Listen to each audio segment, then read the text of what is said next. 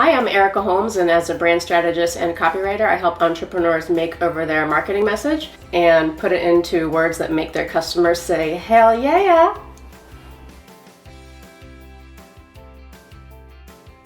I realized really quickly, within the first month, that corporate world, at least as I knew it, was just not designed to support my new lifestyle as a new mom, as a mom of a young child. So that kind of fast-tracked my move to start my own business. I just wanted to have the flexibility to leave work at 2 o'clock if he was sick or if there were muffins with mommy at school that day.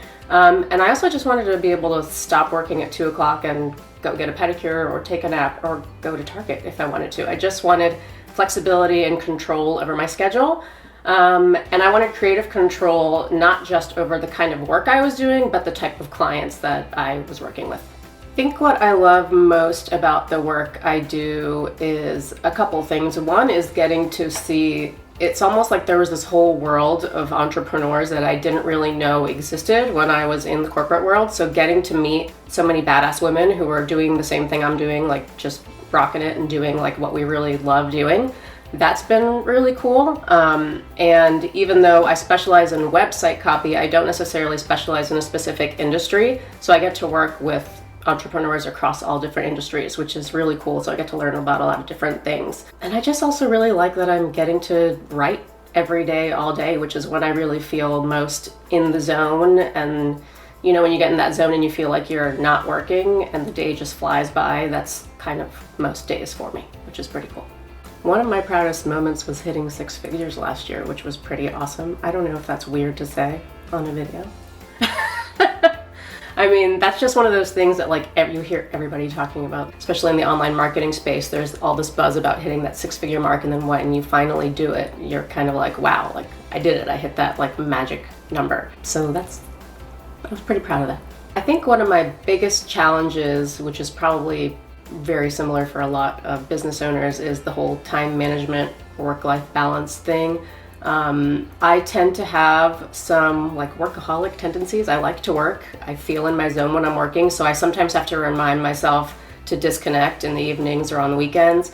I also I'm getting better at it, but overbook myself, and then I get into times where it's every 3 months I get into a period where I'm completely overwhelmed and want to jump into that pool over there.